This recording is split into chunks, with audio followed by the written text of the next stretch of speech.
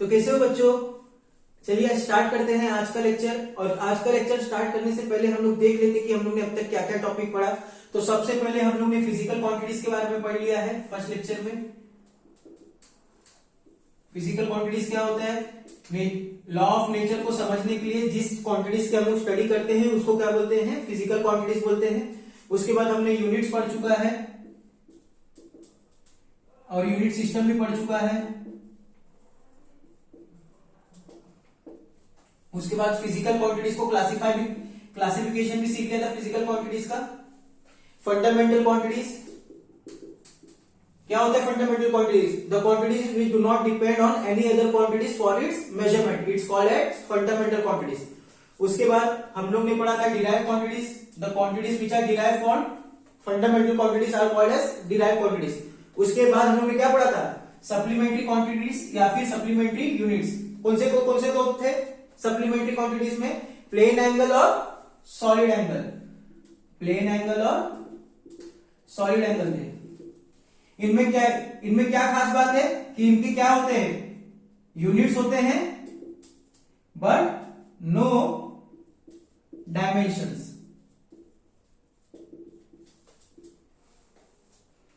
फिर इसके बाद हम लोगों ने डायमेंशंस कैसे निकालते हैं वो देखा था। और डायमेंशन का इसके बाद हम लोगों ने डायमेंशंस देखा था और डायमेंशंस का फर्स्ट एप्लीकेशन देखा था। फर्स्ट एप्लीकेशन क्या है डायमेंशन का? To check the correctness of a given relation. ठीक है, तो अब तक हम लोग भी ये सारे टॉपिक्स पढ़ चुके हैं। इधर सॉलिड एंगल का फॉर्मूला देखा था D A upon R square या फिर A upon area upon R square. और फंडामेंटल क्वांटिटीज के टाइप भी देख लिए थे, सात कौन से फंडामेंटल क्वांटिटीज है। फिर उसके बाद फिजिकल क्वांटिटीज में कोई भी फिजिकल क्वांटिटीज कौन से फॉर्मूला था? फिजिकल क्वांटिटीज कैसे बनता है? n इंटू यू, जहां पर n क्या है? न्यूमेरिकल वैल्यू और u क्या है? यूनिट। और एक रिलेशन भी देखा था आपने n1u1 equal to n2u2।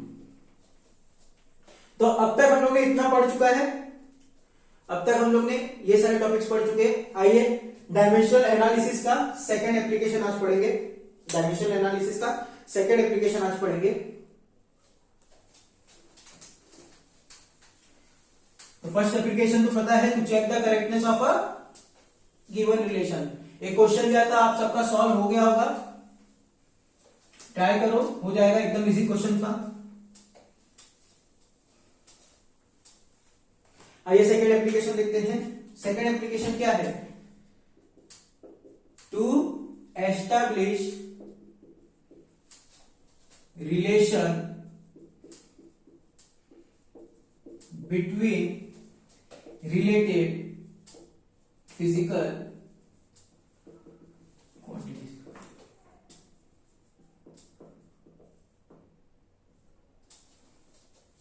related physical quantities। इसमें क्या करेंगे? पहले वाले में हम लोग क्या कर रहे थे? पहले वाले में हम लोग देख रहे थे कि फॉर्मूला सही है कि गलत है। अब क्या करेंगे? हम लोग खुद से फॉर्मूला बनाएंगे। ठीक है, तो इसमें क्वेश्चन कैसे आते हैं, क्वेश्चन देखेंगे तो आपको समझ में आएगा। तो मैं क्वेश्चन लिख देता हूं एग्जांपल के तौर पे। एग्जांपल है क्वेश्चन का, फिर इसके बाद प्रीवियस ईयर के क्वेश्चन करेंगे इससे जो आया हुआ है। तो पहला क्वेश्चन है, if force depends on mass and acceleration, derive the relation between F, M and A। ठीक है, F, M and A, इसके बीच में क्या निकालना है? रिलेशन निकालना है। तो कैसे सॉल्व करेंगे इसको? आइए देखते हैं। सबसे पहले क्या बोल रहा है? Force depend on mass and acceleration. कौन डिपेंड कर रहा है? फोर्स। तो इधर लिखेंगे फोर्स। फोर्स किस पे डिपेंड कर रहा है? मास पे। और फोर्स किस पे डिपेंड कर रहा है? एक्सीलरेशन पे। मास पे कैसे डिपेंड कर रहा है? पावर पता है क्या? नहीं पता है। एक्सीलरेशन का पावर पता है कि कैसे डिपेंड कर रहा है? स्क्वायर की तरह डिपेंड कर रहा है कि पावर 1 है कि -1 है, m अपॉन a है कि m इंटू है कि m a स्क्वायर है। समझ में आ रहा है कि नहीं? तो पावर तो मुझे पता नहीं है, तो मैं क्या लिखूंगा? x और a का पावर क्या लिखूंगा? y। इसके बाद क्या कर दूंगा? f equal to m upon x into a into y. मुझे ये पावर निकालना है, x और y का पावर निकलेगा तो रिलेशन पता चल जाएगा। तो इसके बाद कैसे करूंगा? फोर्स का डायमेंशन क्या मुझे पता है, हाँ m1 L1 t raise to -2। क्या मुझे m का डायमेंशन पता है, मास का क्या होता है m1 रेज टू x, और एक्सीलरेशन का डायमेंशन क्या है L1 t raise to -2 raise to y, यही है डायमेंशन। तो अब देखो क्या होता है, m1 L1 t raise to -2 equal to m1 into x into 1 into y, 1 into y Ly और -2 इंटू y -2y। तो यहां से कंपेयर करेंगे, पावर्स को कंपेयर करेंगे, m कितने टाइम से, 1 टाइम है, तो कंपेयरिंग LHS एंड RHS, इन दोनों को कंपेयर करो तो पावर को क्या करेंगे, पावर को कंपेयर करेंगे। यहां 1 इक्वल टू क्या आ गया, 1 इक्वल टू x आ गया, 1 इक्वल टू क्या हो गया, 1 इक्वल टू x हो गया, यहीं से 1 इक्वल टू y भी हो गया, y भी क्या हो गया 1 हो गया। और दूसरा इक्वेशन लिखने की जरूरत है, लिख लेते हैं -2 इक्वल टू -2y, तो यहां से y फिर से क्या आ गया 1 आ गया, तो x भी 1 है और y भी 1 है। मतलब मेरा फोर्स का पावर क्या होगा, मतलब m का पावर क्या होगा 1 और a का पावर क्या होगा 1। तो मेरा रिलेशन क्या बन जाएगा, force equal to m raise to 1 a raise to 1। क्या यही फॉर्मूला पढ़े हो फोर्स का, क्या आप यही पढ़े हो, force equal to mass into acceleration.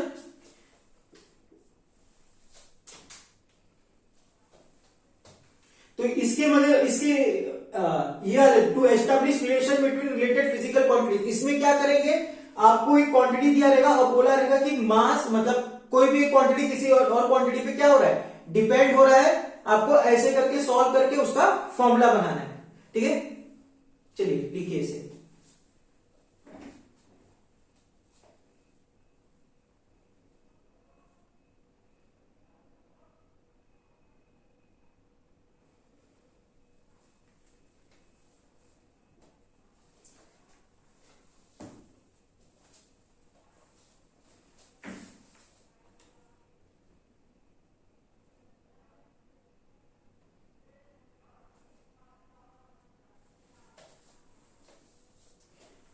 हो गया लिख के। लेकिन एंट्रेंस में ऐसा क्वेश्चन नहीं पूछेगा, एंट्रेंस में क्वेश्चन पूछने का तरीका अलग है, करना आपको सेम ही चीज है, करना आपको सेम ही चीज है, बस उसमें क्वेश्चन थोड़ा भारी इंग्लिश यूज कर लेते हैं। एंट्रेंस के क्वेश्चन करेंगे तो आपको समझ में आ जाएगा कि इसमें इसकी एंट्रेंस के क्वेश्चन कैसे सॉल्व हो रहे हैं, उसमें क्वेश्चन किस तरीके का पूछता है।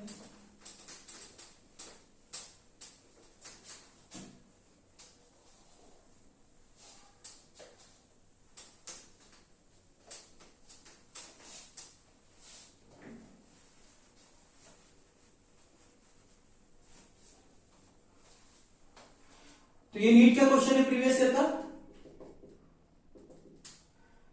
क्वेश्चन है, if force F acceleration A and time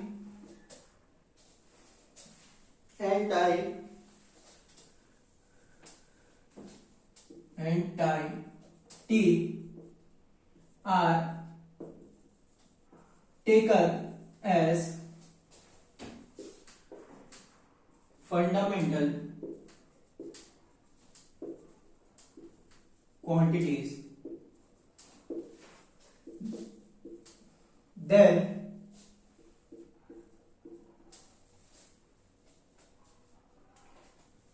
the dimension of energy is,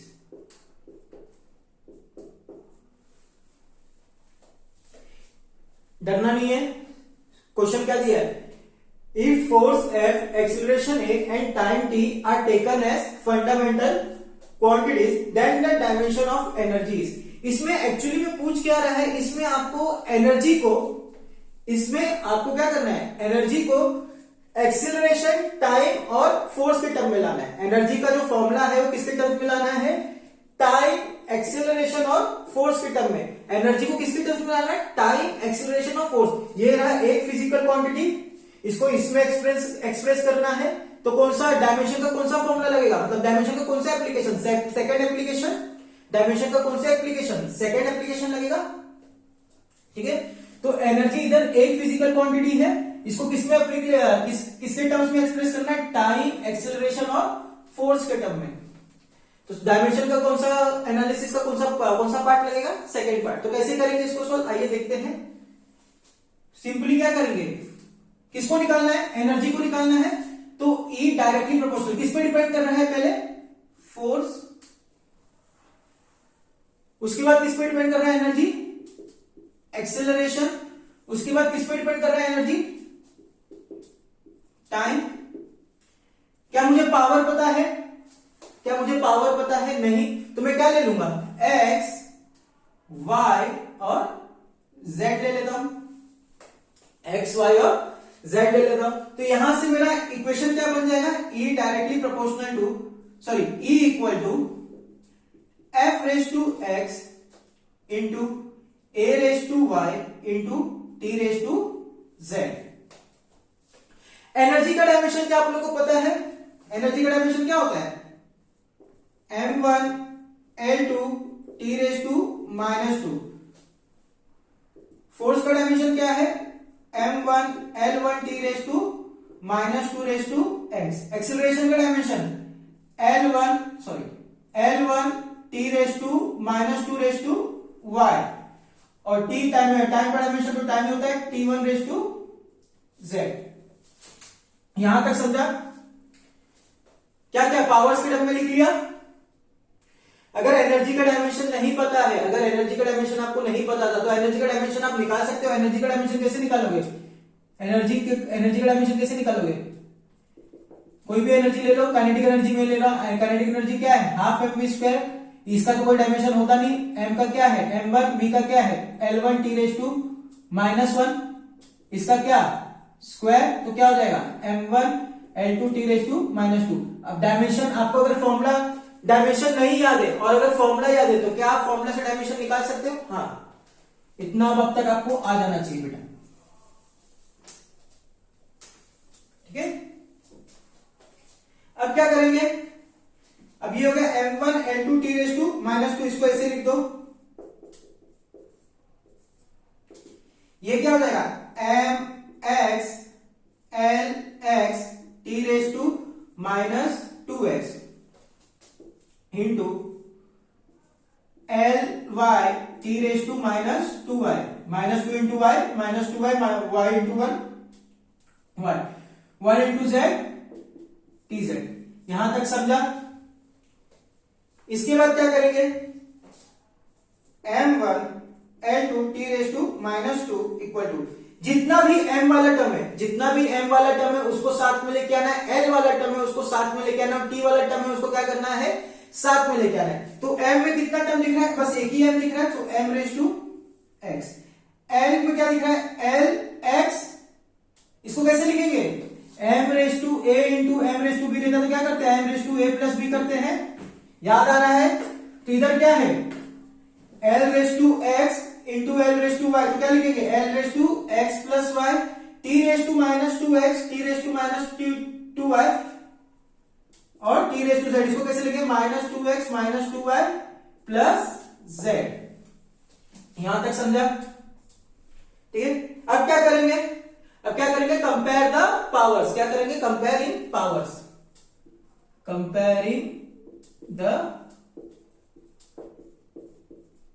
powers. तो यहां से क्या हो जाएगा, x है तो x का पावर क्या आ जाएगा, x इक्वल टू m कितने टाइम से, 1 टाइम से, तो मतलब क्या हो गया 1। l क्या है, x plus y equal to 2, x plus y equal to 2 दिख रहा है, क्या हो जाएगा x plus y equal to 2। और यहां से क्या हो जाएगा, -2x -2y plus z equal to -2, -2x -2y plus Z equal to क्या हो जाएगा -2। अब यहां से y का वैल्यू क्या आ जाएगा, x तो 1 है तो y का वैल्यू देयरफॉर y क्या हो जाएगा 2 - 1 कितना 1। x का वैल्यू यहां सब्स्टिट्यूट करो 1 + y इक्वल टू 2 तो y 1 हो जाएगा। अब आपको x का वैल्यू मिल गया, y का वैल्यू मिल गया, क्या z का वैल्यू मिलेगा ये इक्वेशन से, क्या z का वैल्यू मिलेगा, हाँ इजी, कैसे हो जाएगा -2 × 1 -2 × 1 plus z equal to -2 -4 plus z equal to -2 z equal to +2। अब सबका वैल्यू उठा के कहां सब्स्टिट्यूट करोगे बेटा, यहां सब्स्टिट्यूट करोगे, सबका वैल्यू उठा के कहां यहां पर सब्स्टिट्यूट कर दो तो आपका एनर्जी क्या हो जाएगा, एनर्जी हो जाएगा F रेज टू x कितने टाइम था, x कितने टाइम है 1 टाइम है F रेज टू 1, एक्सीलरेशन कितने टाइम है 1 मतलब a रेज टू 1 और t कितने टाइम है, t आपका 2 टाइम है तो t रेज टू 2। ये आपका एनर्जी का इक्वेशन हो गया। तो एनर्जी का क्या फॉर्मूला बन गया F a t²। इजी था। तो एंट्रेंस में क्वेश्चन पूछने का तरीका अलग है, लेकिन अब आपको समझ गया कि एंट्रेंस में कैसा पूछेगा, क्या बोल देगा कि ये सब क्या है फंडामेंटल क्वांटिटीज, मुझे इसके टर्म्स में ये चाहिए। कहने का मतलब क्या है कि एनर्जी मुझे किसके टर्म में चाहिए, इसके टर्म में। मतलब क्या पूछ रहा है, मतलब फॉर्मूला ही पूछ रहा है एक तरीके से, क्या रिलेशन बन रहा है इनके बीच में। सेकंड डायमेंशन एनालिसिस का सेकंड एप्लीकेशन क्या था, to establish relation between physical quantities. तो वही तो बोल रहा है, ये एक फिजिकल क्वांटिटीज है और बाकी ये तीनों क्या है अलग अलग फिजिकल क्वांटिटीज है। तो मुझे क्या करना है इन लोग में रिलेशन बनाना है। तो मैं कैसे करूंगा, सेकंड एप्लीकेशन यूज करके। समझा, यहां तक समझा तो अभी इसे लिख लीजिए पॉज करके वीडियो।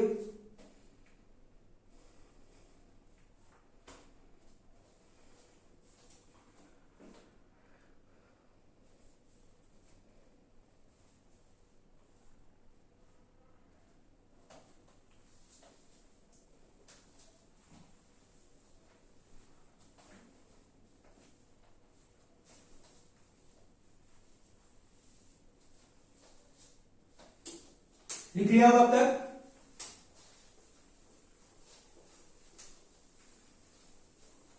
अगला क्वेश्चन फिर से नीट का क्वेश्चन है, ट्राई करना है आप लोग को।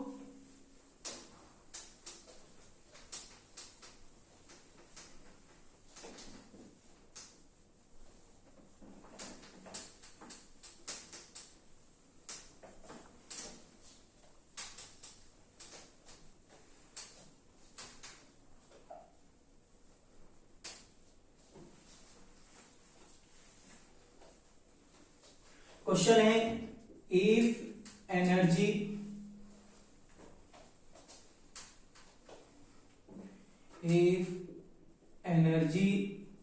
E, velocity V and time T are taken as fundamental quantities, then the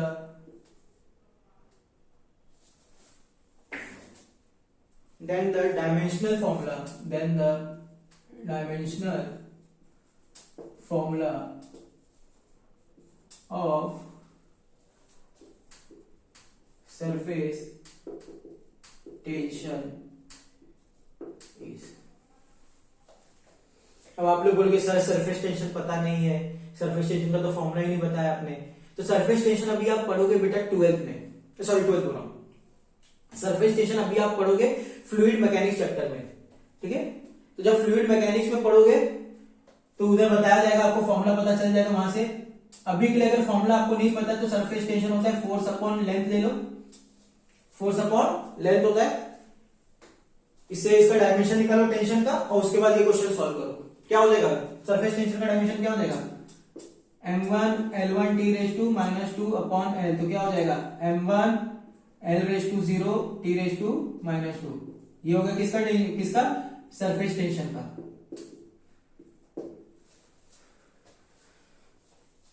तो इसका डायमेंशन अभी आपको पता चल गया है। तो यहां से पुट करो, सॉल्व करो, वीडियो पॉज करके सॉल्व करो, फिर मैं बताता हूं।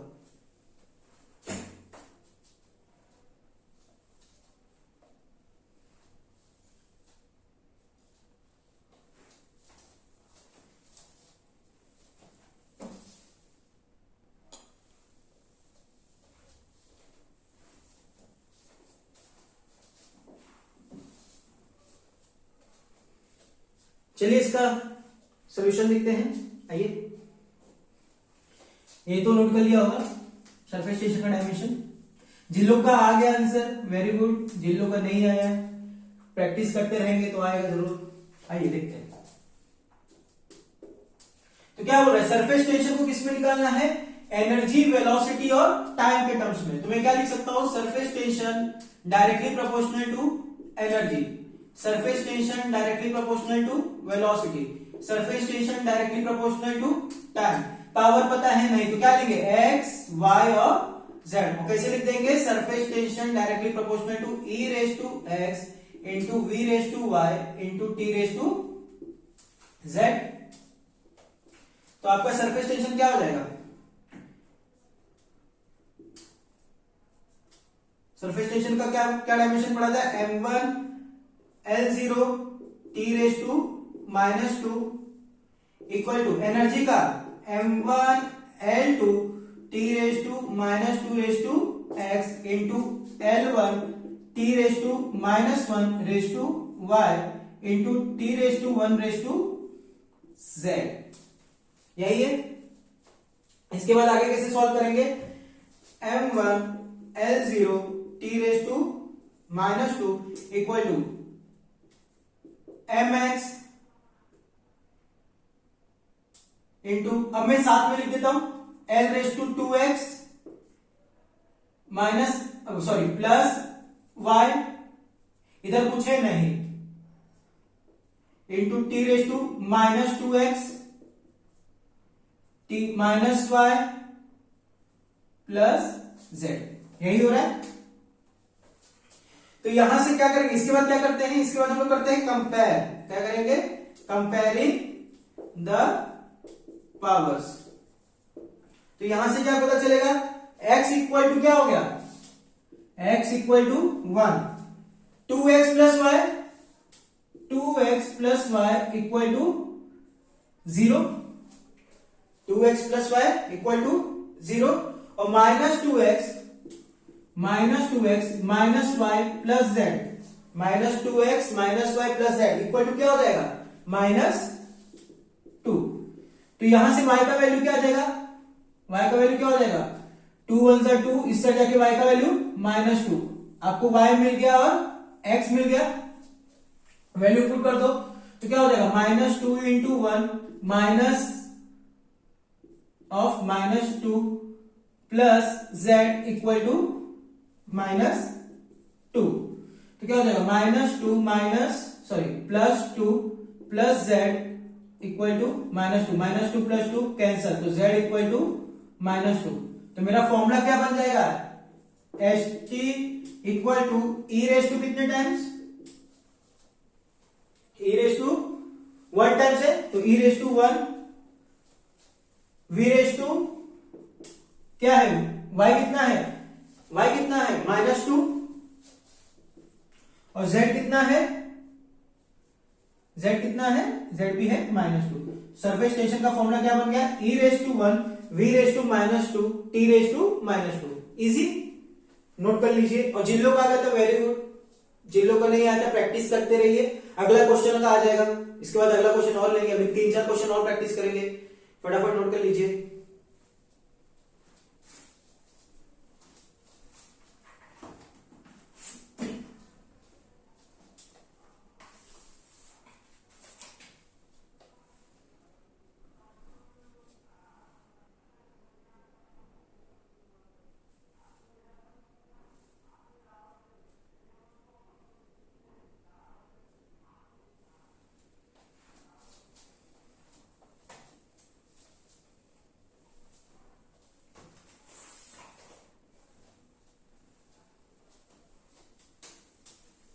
चलिए नोट कर लिया होगा।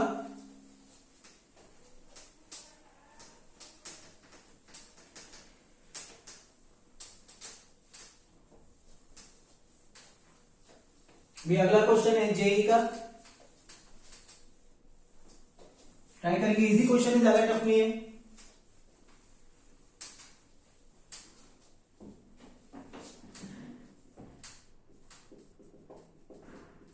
क्वेश्चन क्या बोल रहा है, the speed of wave in water is given by V equal to lambda A into G raised to B into rho raised to C, where lambda is wavelength,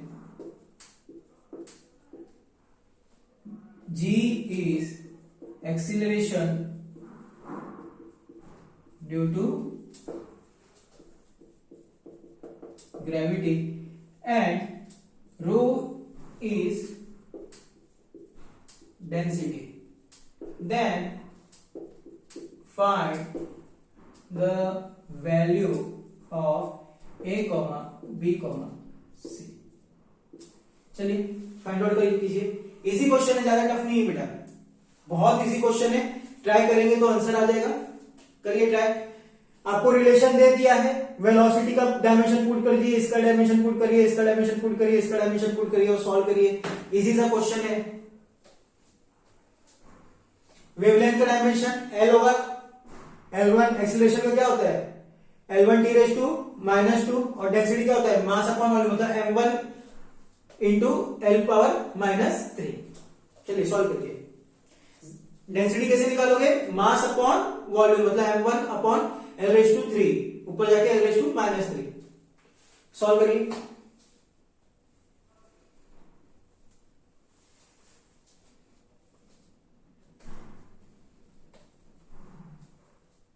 चलिए, तो जिन लोगों का आंसर आ गया वेरी गुड. जिन लोगों का answer नहीं आया, आइए प्रैक्टिस करते रहेंगे तो पक्का आ जाएगा. जहां तक कि मुझे लग रहा है इस बार तो 95% बच्चे लोग का आंसर आ गया होगा. कैसे करेंगे इसको? वेलोसिटी क्या है? वेलोसिटी का रिलेशन दिया है, velocity equal to lambda A into G raise to B into rho raise to C. Velocity क्या है? L1 t raise to -1. Lambda क्या है? L1 रेज़ टू ए. जी क्या है? L1 t raise to -2 raise to B, और rho क्या है? M1 L raise to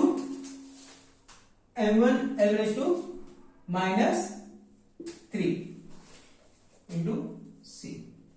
तो यहां से क्या हो जाएगा?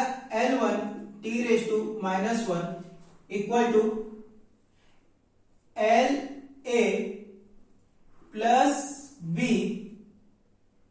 -3C.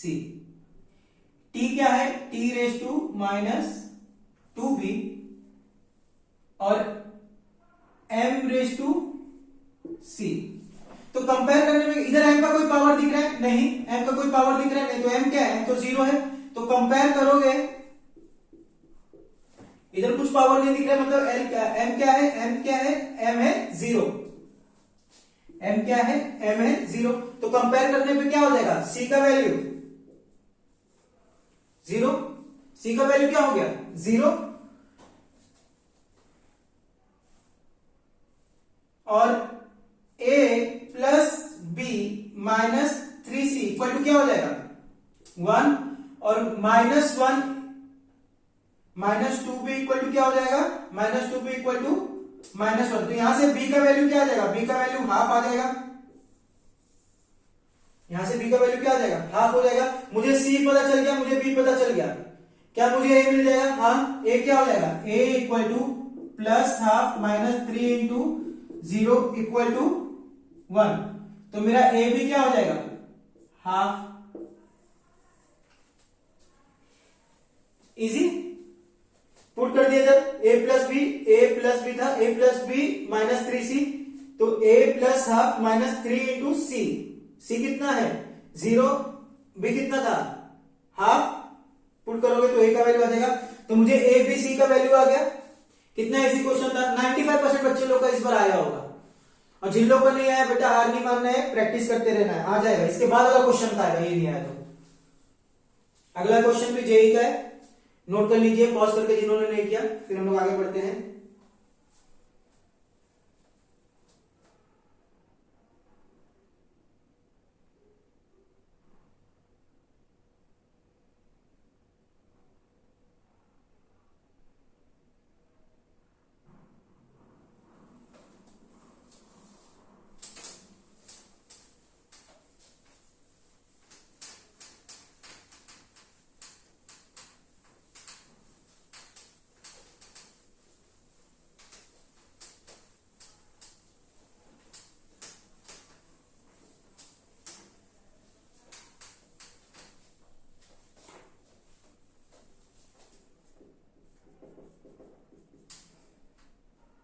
क्वेश्चन है the dimensions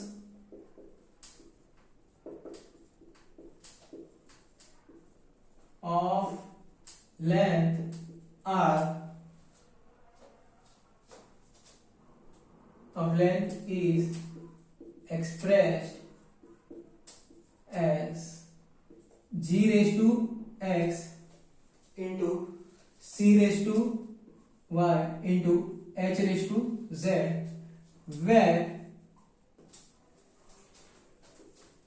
g is universal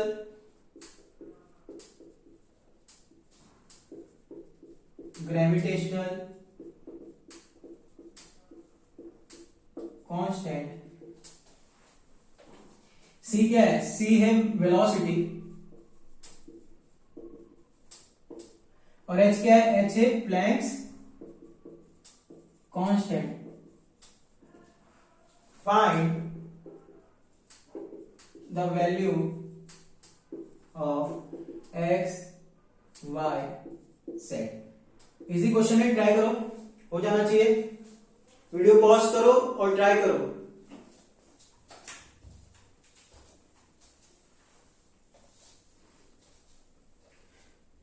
तो अभी आपके मन में होगा सर प्लैंक कांस्टेंट क्या है? तो प्लैंक कांस्टेंट आप पढ़ोगे आगे के फिजिक्स के चैप्टर में। तब तक के लिए आप इसका फॉर्मूला नोट कर लो कि एनर्जी जो है वो ये फॉर्मूले से रिप्रेजेंट हो जाती है, E equal to hc upon lambda. तो यहां से आप प्लैंक कांस्टेंट निकाल सकते हो। ये आप आगे के चैप्टर में पढ़ोगे डुअल नेचर ऑफ लाइट में। तो यहां से आपको h क्या मिल जाएगा, h हो जाएगा EC अपॉन लैम्डा। E क्या है, m1 L2 t raise to -2, C क्या है L1 t रेज टू -1 और लैम्डा क्या है L1। आपको हिंट दे रहा हूं बेटा, इसके बाद आप सॉल्व करना। तो आपका h क्या हो जाएगा, m1 L2 t raise to -1। ये आपका क्या हो गया, h का डायमेंशन हो गया प्लैंक कांस्टेंट का, और g का dimension m raise to -1 L raise to 3 t raise to -2। ये किसका डायमेंशन है, ये g का डायमेंशन है। अब आप एक इक्वेशन क्वेश्चन सॉल्व करिए। g का डायमेंशन कैसे निकालोगे, g क्या होता है f d square upon m1 into m2। तो m raise to -1 L3 t raise to -2, ये किसका डायमेंशन है, g का। ये वाले इक्वेशन से आ गया। Force equal to g m1 m2 upon d square, वो वाला इक्वेशन है। तो इसे सॉल्व करिए। और यहां पर देखो लेंथ को किसमें एक्सप्रेस किया है, लेंथ को एक्सप्रेस किया है इसमें, मतलब क्वेश्चन में बोल क्या रहा है, length directly proportional length equal to g raise to x c raise to y h raise to z। अब सॉल्व हो जाना चाहिए, अब सॉल्व हो जाना चाहिए। जल्दी जल्दी सॉल्व करिए, वीडियो पॉज कीजिए और सॉल्व कीजिए।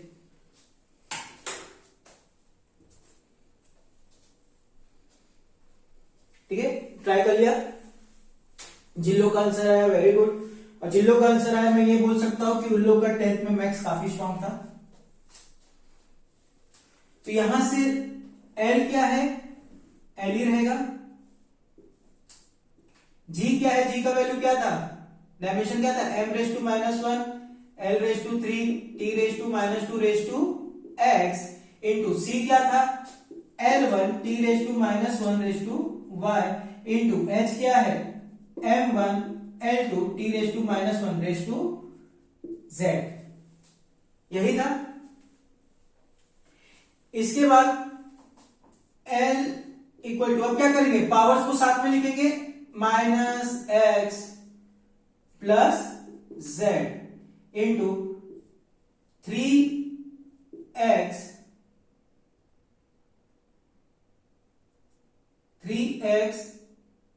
Plus y plus 2z into minus 2z minus y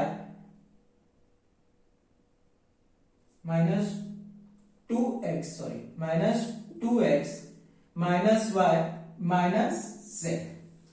तो यहां से पावर को कंपेयर करेंगे तो 0 इक्वल टू क्या आ गया, माइनस एक्स प्लस जेड, और एक इक्वेशन क्या आ जाएगा, 1 equal to 3x plus Y plus 2z, और 0 इक्वल टू क्या आ जाएगा, minus 2x minus Y minus Z.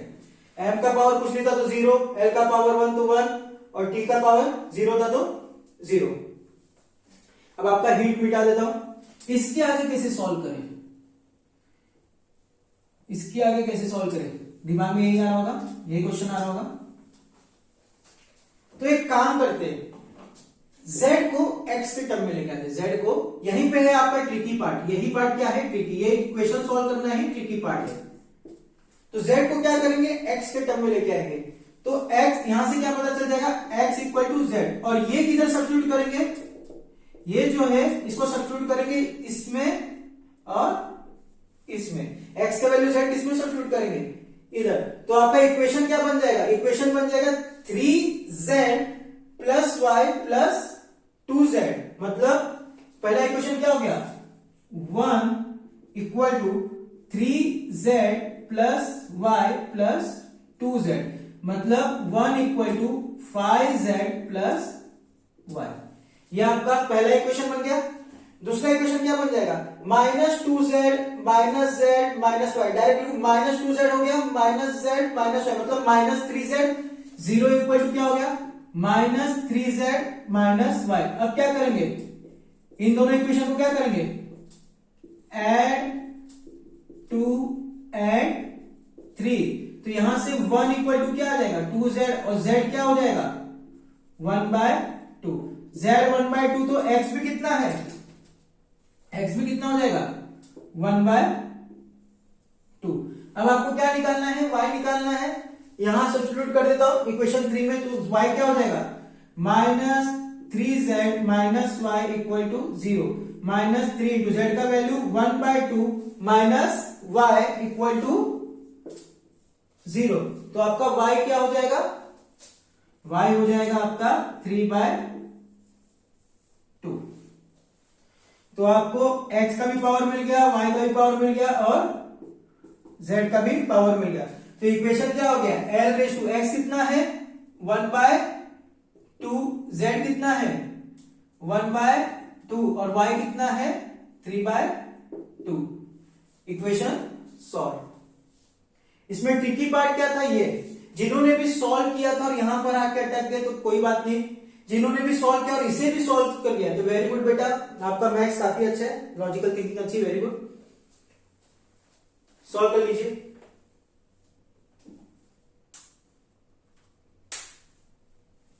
अब अगला जेईई एडवांस का क्वेश्चन है, अगला क्वेश्चन आपको होमवर्क दूंगा, इजी क्वेश्चन है, आपको समझा दूंगा, आप ट्राई करना, देखना आपसे क्वेश्चन हो जाएगा, और इसको रिवाइज करने के बाद ट्राई करना, और हो जाएगा तो आपका कॉन्फिडेंस बढ़ जाएगा, ठीक है।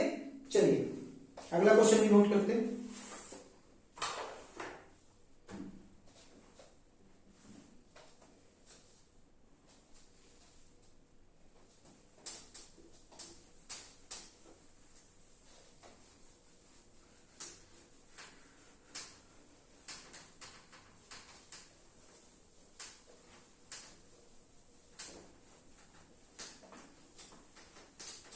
होमवर्क है, ट्राई करना अच्छे से, सबका आ जाएगा आंसर, टेंशन मत लो।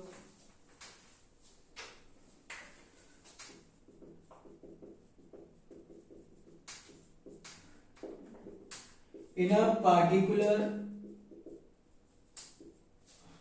system of units, a physical quantity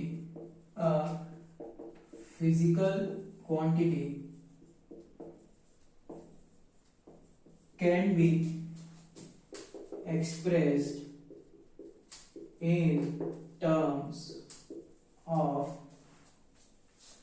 mass of electron, me, charge of electron,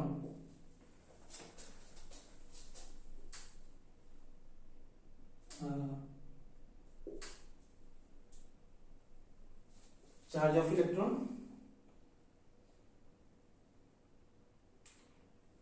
Planck constant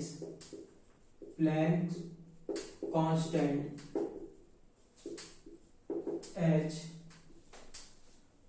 Planck constant H and Coulomb's constant K, where K equal to 1 upon 4 pi epsilon naught, and epsilon naught is permittivity.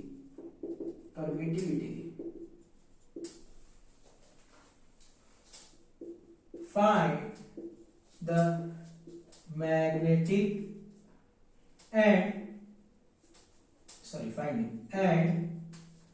the magnetic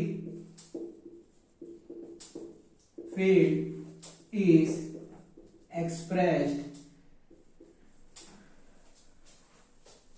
as B equal to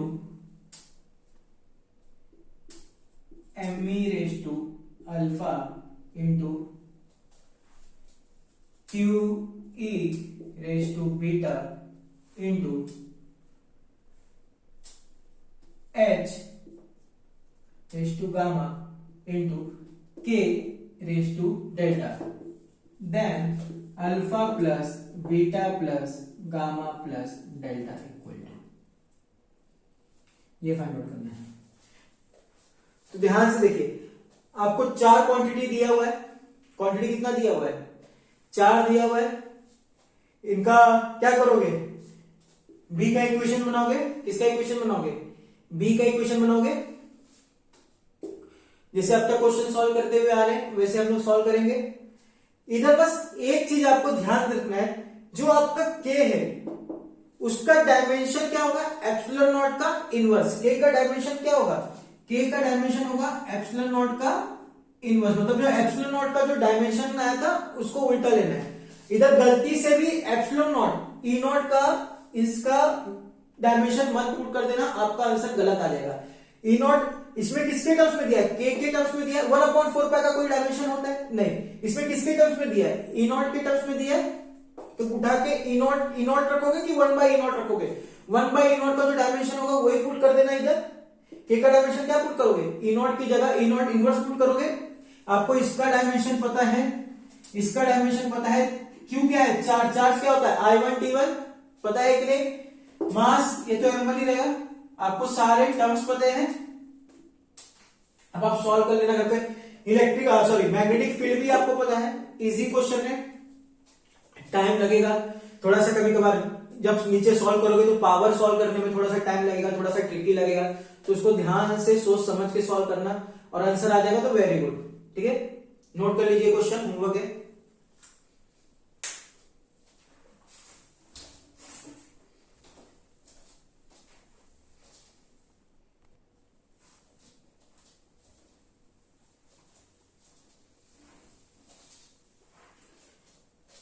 चलिए इसे आप घर पे solve कर लेना। और अब बढ़ते डायमेंशनल एनालिसिस के थर्ड एप्लीकेशन की तरफ।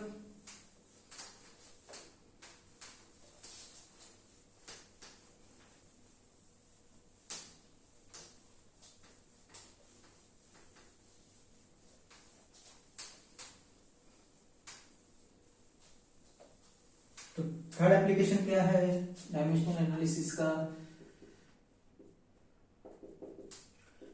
टू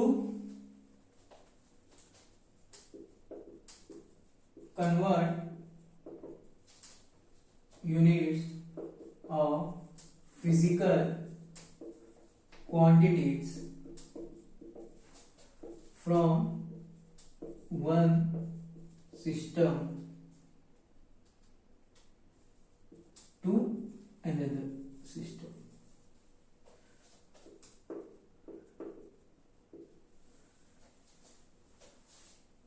मतलब एक सिस्टम ऑफ यूनिट से मुझे दूसरे सिस्टम ऑफ यूनिट्स में जाना है।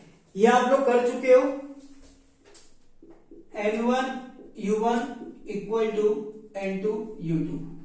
एक यूनिट सिस्टम से अगर दूसरे यूनिट सिस्टम में जाने तो क्वांटिटी तो सेम ही रहेगी। अगर मैंने 100 kg लिया है तो उसमें जाके अगर मैंने 1 kg लिया है तो ऐसा यूनिट में अगर मैंने 1 kg लिया है तो ये सीजीएस में जाके 1000 ग्राम हो जाता है, लेकिन अमाउंट ऑफ मैटर तो सेम हो जाता है। अमाउंट ऑफ मैटर क्या रहता है? सेम रहता है। अमाउंट ऑफ मास क्या रहता है? सेम रहता है। तो ये तो आप पढ़ चुके थे। तो वही है डायमेंशनल एनालिसिस का थर्ड। बस यहां पर क्या होगा, यहां पर हम लोग यूनिट लेते थे डायरेक्ट, डाइन केजी, मतलब जो भी यूनिट क्या करते थे, डायरेक्ट यूनिट लेते थे। यहां पर डायमेंशंस के फॉर्म में लेंगे। यहां पर किसके फॉर्म में लेंगे? डायमेंशंस के फॉर्म में। जैसे ये N1 तो N1 रहेगा, U1 आप लिख सकते हो, U1 आप डायमेंशंस के फॉर्म में लिख सकते हो M1 L1 T raise to M1 L1 T1, ये A टाइम्स, ये B टाइम्स, ये C times equal to N2 M2 L2 T2, ये भी A टाइम्स, ये भी B टाइम्स, ये भी C टाइम्स। सर ये ABC क्या है? फॉर एग्जाम्पल अगर ये फोर्स होता, अगर ये फोर्स लेता तो इसका डायमेंशन क्या हो जाता है? M1 L1 T raise to -2, मतलब इधर क्या हो जाता है? M1 L1 T raise to -2 हो जाता। क्या ये दूसरे सिस्टम में जाके फोर्स का डायमेंशन चेंज होता? नहीं, फोर्स का डायमेंशन क्या रहता? सेम ही रहता, M1 L1 T raise to -2। क्या मैं इधर क्वांटिटी बता रहा हूं? मैं कौन सी क्वांटिटी की बात कर रहा हूं? कौन से फिजिकल क्वांटिटी की बात कर रहा हूं? नहीं। तो क्या मुझे पावर्स पता रहेगा? नहीं पता रहेगा। इसलिए मैंने क्या अज्यूम किया? A B C। मैं क्या बना रहा हूं यहां पर एक फॉर्मूला बना रहा हूं। क्या कर रहा हूं? एक फॉर्मूला बना रहा हूं। तो यहां से मुझे अगर N2 निकालना है तो क्या हो जाएगा? N1 into M1 raise to M1 upon M2 raise to A क्यों? अभी बताया, अगर इधर M1 L1 T raise to -2 है फोर्स के लिए, तो दूसरे सिस्टम में भी डायमेंशन क्या रहेगा? M1 L1 T raise to -2। और L2 क्या हो जाएगा? L1 upon L2 raise to B T1 upon T2 raise to C। ये समझ में आया यहां तक? तो ये आपका क्या बन गया? फॉर्मूला बन गया। किसके टर्म्स में? वही सेम फॉर्मूला है, N1 U1 equal to N2 U2। यहां पर क्या करेंगे? एक यूनिट सिस्टम से हम लोग दूसरे यूनिट सिस्टम में जाएंगे। फॉर्मूला सेम है। फॉर्मूला क्या है? सेम है, बस इधर किसके टर्म्स में है? डायमेंशंस के टर्म में फॉर्मूला है। ठीक है, क्वेश्चंस करेंगे तो और अच्छे से समझ में आएगा। पहले इसे नोट कर लीजिए।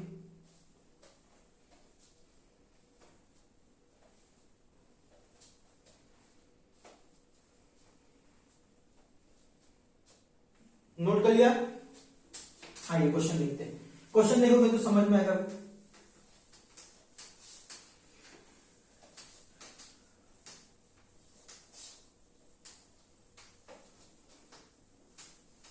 क्वेश्चन ले लीजिए पहले। Find the conversion of 1 joule SI, ये कौन से सिस्टम में? SI सिस्टम टू अर्क, किसको कौन से सिस्टम में? CGS सिस्टम में। ठीक है, मुझे पता करना है 1 जूल कितना अर्ग होता है। 1 जूल कितना अर्ग होता है, ये मुझे क्या करना है? फाइंड आउट करना है। तो क्या करेंगे?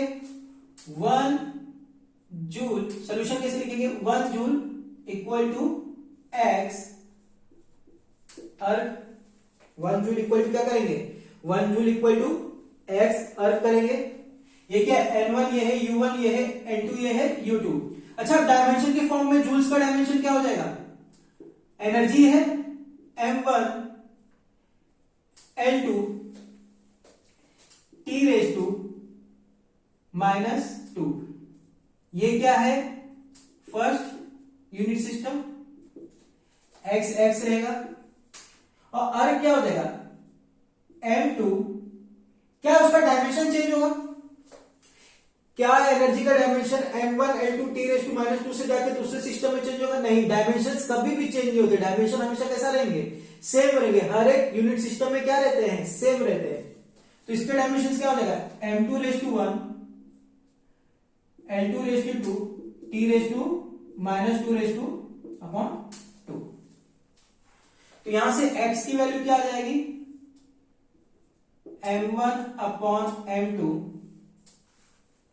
Raise to 1 L1 upon L2 raise to 2 T1 upon T2 raise to -2। अब m1 क्या है? m1 कौन से सिस्टम का मास है? SI सिस्टम का कौन से सिस्टम का मास है? SI सिस्टम का, SI सिस्टम में मास का यूनिट क्या है? kg। इधर m2 कौन से सिस्टम का मास है? CGS। तो क्या है? g। L1 क्या है? इधर कितने में मीटर? यहां पर सेंटीमीटर, यहां पर भी सेकेंड, यहां पर भी सेकेंड। ये तो कैंसिल हो जाएगा। अच्छा, 1 केजी कितना ग्राम होता है? 1000 ग्राम।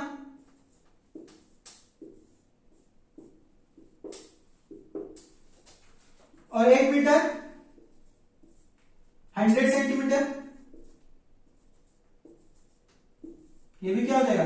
कैंसिल हो जाएगा। लेकिन ये कितने टर्म से? 2 टर्म से, मतलब 10 की पावर 3 इंटू 10 की पावर 4। तो 1 जूल कितना होता है? x का वैल्यू कितना हो गया? 10 का पावर 7। अब x का वैल्यू किधर रखोगे? यहां रखोगे तो मेरे को इक्वेशन क्या आ गया? 1 जूल इक्वल टू 10 पावर 7 अर्ग।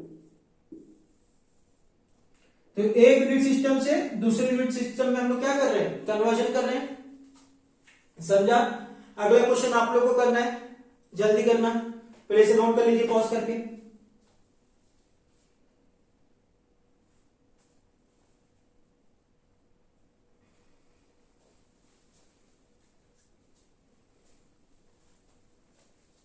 नोट कर लिया?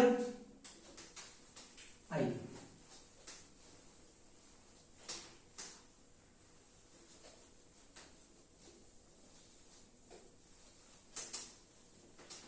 अब क्या करेंगे?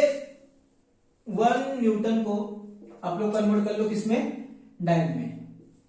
चलो जल्दी, 1 न्यूटन को किसमें कन्वर्ट करना है? डाइन में। वीडियो पॉज करो और ट्राई करो।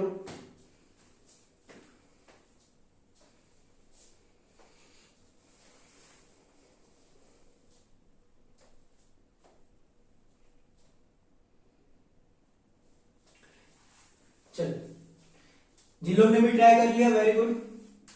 तो क्या हो गया? 1 न्यूटन इक्वल टू क्या करेंगे? पहले x डाइन। 1 न्यूटन क्या करते हैं? 1 newton equal to x dyne. अब 1 इंटू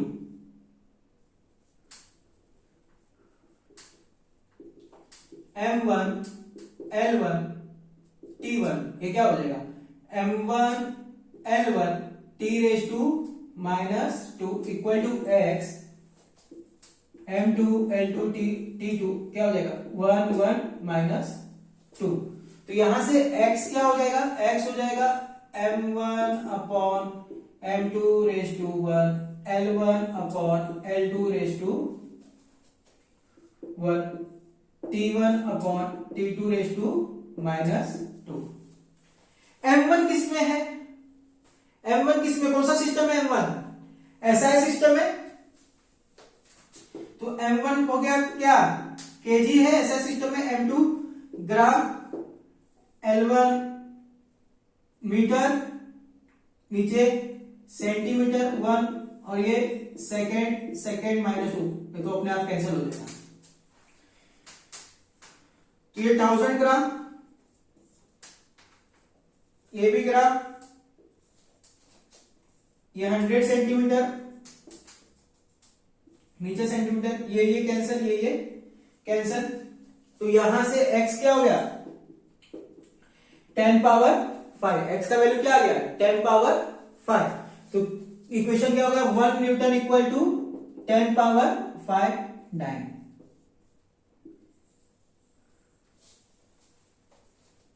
इजी, नोट कर लीजिए। फिर इसके बाद एक और क्वेश्चन करते हैं। समझ में आ रहा है एक यूनिट सिस्टम से दूसरी यूनिट सिस्टम में कन्वर्जन कैसे करेंगे?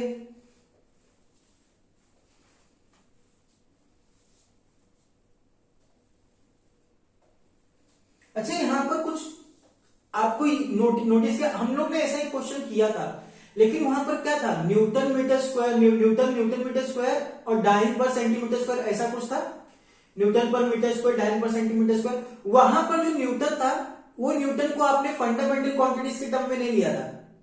यहां पर जो हम लोग कर रहे हैं, यहां पर यूनिट को कौन से टर्म में एक्सप्रेस कर रहे हैं, फंडामेंटल क्वांटिटीज या फिर फंडामेंटल यूनिट्स के इसमें, समझा? जब फंडामेंटल यूनिट्स के टर्म में करना है तो ये मेथड है, और अगर डायरेक्ट दे दिया कन्वर्जन की 1 न्यूटन इक्वल टू उधर पे दे दिया था कि 10 टू पावर 5 है, तो वो वाला मेथड है जो हम लोगों ने पहले फर्स्ट लेक्चर में किया हुआ है।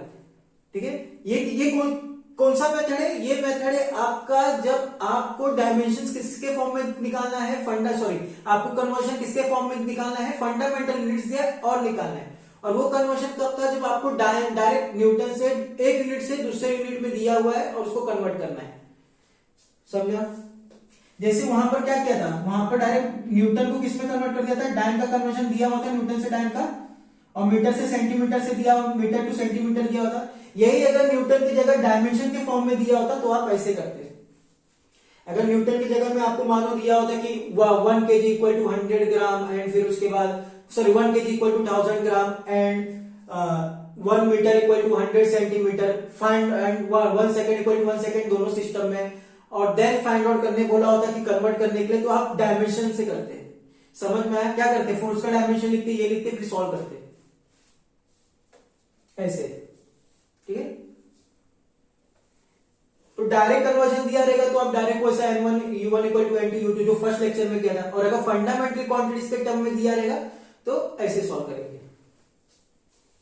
ऐसे इससे क्वेश्चन आज तक ज्यादा पूछा हुआ नहीं है, पूछा ही नहीं है, प्रीवियस ईयर में आया ही नहीं इसका क्वेश्चन से भी, अब तक तो नहीं आया,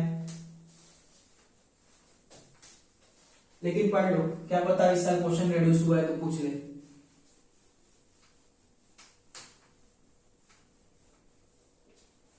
नोट कर लिया?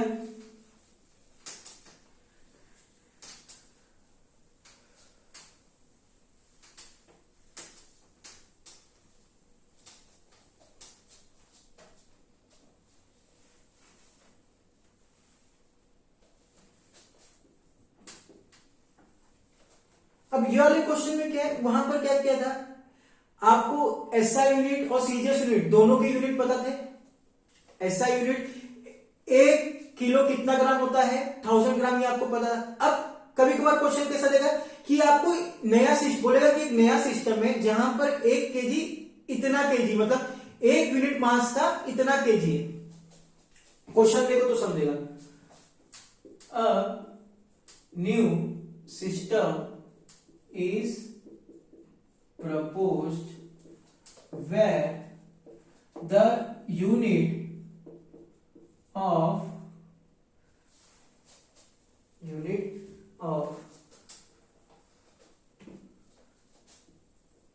mass is alpha kg and unit of length is beta meter and unit of time is gamma second. Find the value of 5 Newton in this unit system. Find the value of 5 Newton in this unit system. Question को read करो पहले, क्या बोल रहा है, एक नया unit है जहां पर यूनिट मास कितना है, अल्फा केजी, मतलब जैसे अगर सीजीएस सिस्टम था तो वहां पर 1 100 सेंटीमीटर मतलब 1 यूनिट मीटर का कितना हो जाता था 100 सेंटीमीटर। तो यहां पर 1 यूनिट केजी का कितना हो रहा है अल्फा केजी हो रहा है। 1 यूनिट कितना है अल्फा केजी का, एक लेंथ कितना का है बीटा मीटर का, और 1 यूनिट टाइम का कितने का है गामा सेकेंड का। समझ में आया। फॉर एग्जाम्पल अगर मैं बोलूं 1 किलोमीटर, ये 1 यूनिट है किलोमीटर का, कितना मीटर होता था 1000 मीटर। अब क्या बोल रहा है एक नया यूनिट है, नया यूनिट का नाम दिया नहीं तो मैं ए ले लेता हूं, उसमें 1 मीटर कितना मतलब 1 ए कितना हो जा रहा है 1 ए हो जा रहा है बीटा मीटर। अब समझ में आया होगा। नया यूनिट में क्या मुझे यूनिट का नाम दिया नहीं तो मैंने ए ले लिया, तो 1 ए कितना हो जाएगा बीटा मीटर, दिया कि नहीं कि यूनिट ऑफ लेंथ कितना है बीटा मीटर। यूनिट मतलब एक वैल्यू एक मतलब 1 ए कितना हो जाएगा बीटा मीटर। अब मुझे क्या बोला है find the value of 5 metre in this unit system. तो यहां पर 2 यूनिट सिस्टम है दिख रहा है। पहला यूनिट सिस्टम कौन सा वाला है अल्फा केजी वाला, बीटा मीटर वाला और गामा सेकेंड वाला। दूसरा यूनिट सिस्टम कौन सा है, दूसरा यूनिट सिस्टम है अपना एसआई सिस्टम। कैसे पता चला सर एसआई है, ये देखो ना बेटा 5 न्यूटन है, क्या है 5 न्यूटन है, और न्यूटन कौन सा सिस्टम है एसआई सिस्टम है। न्यूटन कौन सा सिस्टम है एसआई सिस्टम है। तो मुझे पहला तो एक N1 पहला क्या पता चल गया एसआई सिस्टम पता चल गया, एक एसआई सिस्टम है और एक क्या है न्यू सिस्टम है। एसआई सिस्टम में N1 का वैल्यू क्या दिया, जो न्यूमेरिकल वैल्यू दिया कितना दिया है 5।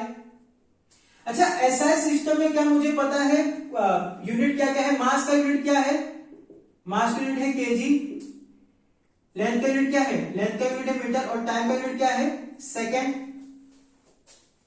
अच्छा न्यू सिस्टम में क्या मुझे पता है, मुझे तो कोई निकालने वाला है find the value of 5 Newton in this system. क्या मुझे न्यूमेरिकल वैल्यू पता है, नहीं पता है। न्यू सिस्टम का ही तो मुझे वैल्यू फाइंड आउट करना है। उसके बाद क्या मुझे मास का वैल्यू पता है न्यू सिस्टम में, देखो ध्यान से दिया है क्या मास का वैल्यू कितना दिया है अल्फा केजी दिया है कि नहीं दिया है। तो क्या हो जाएगा अल्फा केजी, लेंथ कितना दिया है बीटा मीटर, टाइम कितना दिया है गामा सेकेंड, यही दिया हुआ है। इसको 1 ले लो क्योंकि 1 मैंने पहला सिस्टम कंसीडर किया, इसको क्या लेंगे 2 लेंगे। अब अपना इक्वेशन लगा देते हैं n1 u1 equal to n2 u2। n1 कितना दिया है 5, पहला वाला डायमेंशन कौन सा है m1 l1 t1, क्या है किसका निकालना है फोर्स का डायमेंशन पूछ रहा है न्यूटन फोर्स से m1 l1 t raise to -2, n2 कितना है यही निकालना है, u2 कितना है m2 l2 t2, क्या हो जाएगा m1 l1 t raise to -2। तो यहां से मेरा n2 क्या आ जाएगा 5 upon m1 upon m2 raise to 1 l1 upon l2 raise to 1 t1 upon t2 raise to -2। इतना समझ में आया, ये समझ में आया, यहां तक समझ में आया। क्या क्या इसको इधर लिया एक यूनिट सिस्टम में, क्या m1 कितना है यूनिट सिस्टम में m1 कितना है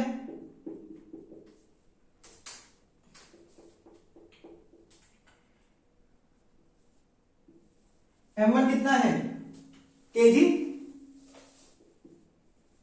m2 कितना है अल्फा केजी, L1 कितना है मीटर, L2 कितना है बीटा मीटर, T2 कितना है सेकेंड और गामा सेकेंड, सेकेंड और gamma second. 1 1 -2 m1 l1 t raise to -2।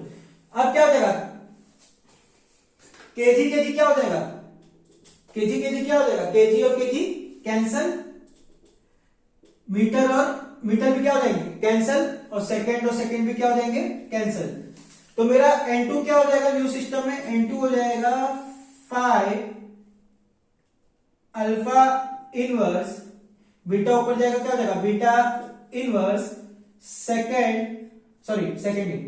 Gamma square. अगर समझो दिया होता अल्फा के जी, मतलब अल्फा का वैल्यू दिया होता कि इधर जो 1 यूनिट सिस्टम है वो 10 है, ये भी 10 है और ये 20 है, तो इसको कन्वर्ट कर सकते हो ना, पुट करके 10 10 20 करके सॉल्व कर सकते हो। समझ में आई नहीं? बोल दिया था कि 1 यूनिट 10 केजी के बराबर है और इधर 1 यूनिट 10 मीटर के बराबर है और इधर 1 यूनिट 20 सेकंड के बराबर है, तो जो यूनिट दिया है उठा के इधर वैल्यू पुट कर दोगे तो आपको कन्वर्जन फैक्टर मिल जाएगा। समझ में आया? इधर कुछ दिया नहीं हुआ नहीं था, अल्फा बीटा और गामा दिया होता तो मैंने अल्फा बीटा गामा के टर्म्स में निकाल लिया न्यूमेरिकल वैल्यू। समझा? चलो नोट डाउन करो। अगला क्वेश्चन आपको ट्राई करना है।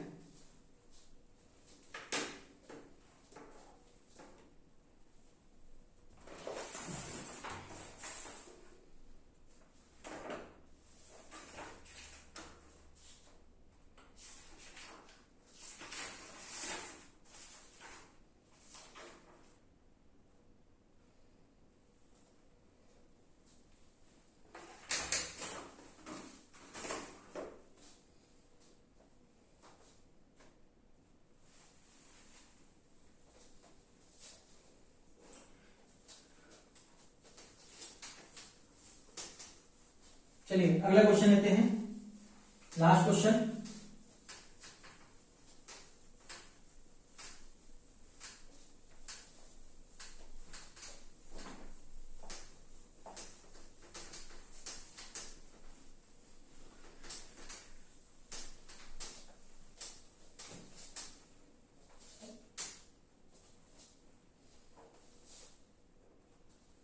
क्वेश्चन है a calorie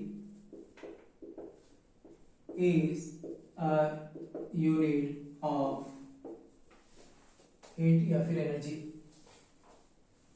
is a unit of energy where 1 calorie equal to 4.2 joule.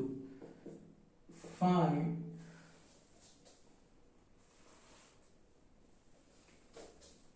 and 1 joule equal to kg meter square second square, kg per meter square second square, sorry इधर लिख देता हूँ, and 1 joule equal to kg meter square per second square। आगे question बोल रहा है suppose we employ a system of unit, suppose we employ a system of unit in which unit mass equal to, in which unit mass equal to alpha K G, unit length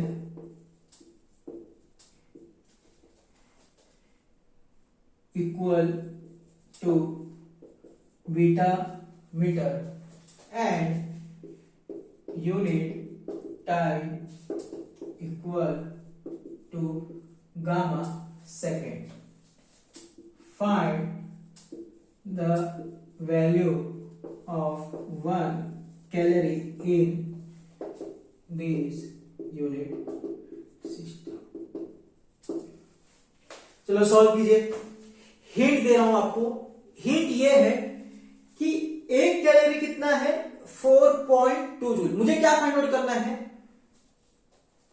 1 calorie find out करना है, मतलब 1 calorie कितना, मुझे actually में किसका value find out करना है? 1 joule का वैल्यू फाइंड आउट करना है कि 4.2 जूल का वैल्यू फाइंड आउट करना है?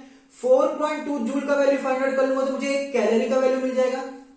मतलब आपका दो सिस्टम कौन सा है? एक है एसआई सिस्टम, दूसरा है न्यू सिस्टम। न्यू सिस्टम में जो न्यूमेरिकल वैल्यू है, सॉरी एसआई सिस्टम में जो न्यूमेरिकल वैल्यू है वो 1 जूल नहीं है। न्यू सिस्टम में जो एसआई की वैल्यू है, जो न्यूमेरिकल वैल्यू है, जो न्यूमेरिकल वैल्यू है न्यू सिस्टम में वो 1 जूल नहीं है, वो 4.2 जूल है। कैसे? क्योंकि आपको 1 कैलोरी का पूछा है ना, और 1 कैलोरी कितना होता है 4.2 जूल। मतलब मेरा N1 क्या है 4.2 जूल। समझा? उसके बाद अभी ऐसा सिस्टम है, क्या क्या दिया है, केजी मीटर सब दिया हुआ है, केजी मीटर सेकंड। तो आपको इसका M1 कितना दिया है, केजी दिया है, L1 क्या है मीटर है, और T1 क्या है सेकंड है। इसके बाद इधर N2 मुझे क्या करना है, फाइंड आउट करना है, M2 L2 T2। M2 कितना दिया है, alpha KG, beta metre, gamma second. समझ में आया? आपको क्या दिया बेटा, फिर से एक बार सुन लो। 1 कैलोरी 4.2 जूल पूल है, 1 कैलोरी 4.2 जूल। और मुझसे कन्वर्शन क्या पूछ रहा है, मुझसे पूछ रहा है कि 1 कैलोरी मतलब 1 कैलोरी मेरा ये सिस्टम में कितना होगा, ये सिस्टम में मेरा 1 कैलोरी कितना होगा। मतलब क्या बोल रहा है कि 4.2 जूल, 4.2 जूल जो कि 1 कैलोरी का वैल्यू है, वो ये सिस्टम में कितना होगा। समझ में? क्वेश्चन क्या बोल रहा है कि 1 कैलोरी मतलब 4.2 जूल ये सिस्टम में कितना होगा, ये पूछा है। तो मेरा N1 1 जूल लगेगा कि 4.2 जूल होगा, 4.2 जूल। क्यों? क्योंकि मुझे 1 कैलोरी बोला, और 1 कैलोरी कितना होता है 4.2 जूल। यही इधर का ट्रिकी पार्ट। ये समझ आया तो समझो क्वेश्चन समझ गया। उसके बाद तो आपको सॉल्व करने आते ही है। सॉल्व करो जल्दी वीडियो पॉज करके। समझा ना? ये 4.2 कैसे आया, N1 4.2 कैसे आया।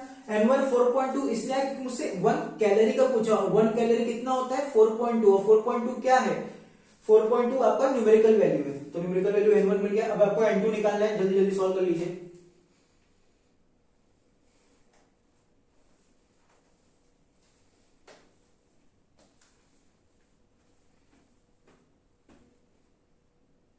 चलिए सॉल्व करें, ट्राई कर लिया, आंसर चेक कर लेना क्या हो जाएगा। 4.2 डायरेक्ट लिख रहा हूं M1 अपॉन M2। पावर कितने टाइम्स का, पावर कितने टाइम्स है, एनर्जी का डायमेंशन क्या है M1 L2 T raise to -2 मतलब 1 टाइम्स। L1 अपॉन L2 कितने टाइम्स, 2 टाइम्स। और T1 अपॉन 2 T2 कितने टाइम्स, -2 टाइम्स। ये क्या है आपका N2 का वैल्यू। तो 4.2 इंटू M1 कितना है, M1 है आपका केजी, M2 है अल्फा केजी, L1 है आपका मीटर और L2 है आपका बीटा मीटर, T1 है आपका सेकेंड और ये है आपका गामा सेकेंड। तो यहां से KG KG cancel, metre metre cancel, second second cancel. तो आपका N2 क्या आ जाएगा, N2 आपका आ जाएगा 4.2 alpha raise to -1 beta square gamma raise to 2। Beta raise to -2 आएगा एंड गामा रेज़ टू 2। ठीक है, जिनका आंसर ये आ गया वेरी गुड, और जिनका नहीं आया वीडियो पॉज करिए और नोट करिए। और मिलते हैं अब अगले लेक्चर में, तब तक के लिए पढ़ते रहिए और क्वेश्चन सॉल्व करते रहिए। अब डायमेंशनल एनालिसिस के सारे क्वेश्चन आप लोग ट्राई करना। एक चीज और याद रखना कि बेटा जब आप क्वेश्चन सॉल्व करोगे ना, तो आपसे सारे क्वेश्चन नहीं होने वाले, क्योंकि अभी डायमेंशंस में आपने कैपेसिटेंस का डायमेंशन, उसके बाद इंडक्टेंस का डायमेंशन, काफी सारी बोल्ट्जमैन कांस्टेंट, उसके बाद काफी सारी क्वांटिटी जिसका डायमेंशन अभी आपको नहीं पता, वो सब आप आगे के चैप्टर में पढ़ोगे तो पता चलेगा। तो अगर आपको डायमेंशंस ना पता हो लेकिन आपको पता हो कि क्वेश्चन कैसे सॉल्व करना हो, जैसे अगर सेकंड डायमेंशनल एनालिसिस के ऊपर क्वेश्चन दिया है और आपको डायमेंशन नहीं पता हो, तो आप डायमेंशन नेट से देख लेना। लेकिन जब आप चैप्टर पढ़ लोगे, जैसे इसके बाद जो चैप्टर पढ़ोगे, इसके बाद में जो चैप्टर पढ़ोगे, तो आप जब डायमेंशंस पढ़ लोगे तब आपको डायमेंशंस याद होना चाहिए। अगर डायमेंशंस याद नहीं है तो वो क्वांटिटी से रिलेटेड फॉर्मूला अगर याद रहेगा तो भी चलेगा। तो अभी धीरे धीरे करके अभी चैप्टर पढ़ने वाले हैं, तो अभी डायमेंशन एनालिसिस के क्वेश्चन करना, और जिसका डायमेंशन आपको नहीं पता हो उसको आप नेट से देख लेना।